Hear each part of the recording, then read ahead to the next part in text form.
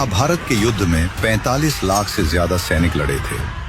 हर दिन हजारों सैनिक मरते थे, लेकिन रसोइये को पहले ही कैसे पता चल जाता था कि आज कितने लोग मरेंगे ताकि खाना बर्बाद न हो।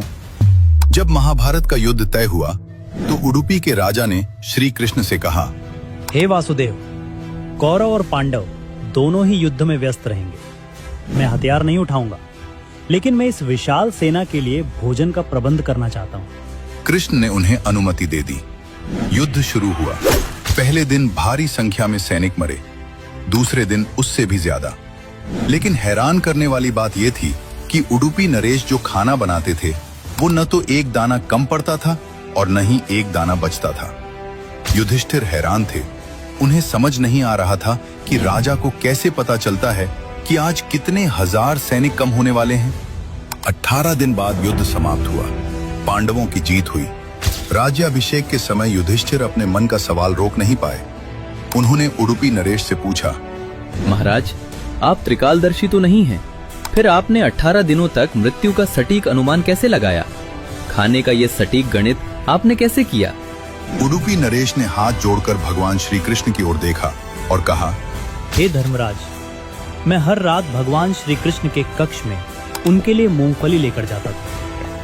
श्री कृष्ण को मूंगफली बहुत पसंद थी। मैं मूंगफली का कटोरा गिनकर उन्हें देता था।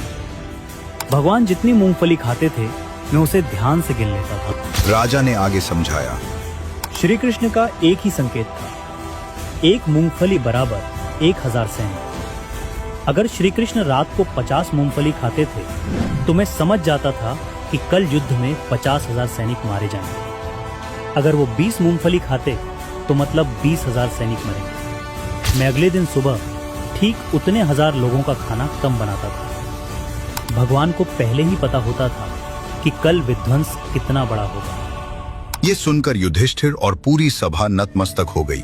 उन्हें समझ आ गया कि यह युद्ध अर्जुन के गांडीव या भीम की गदा से नहीं, बल्कि श्री कृष्ण की इच्छा से चल रहा था।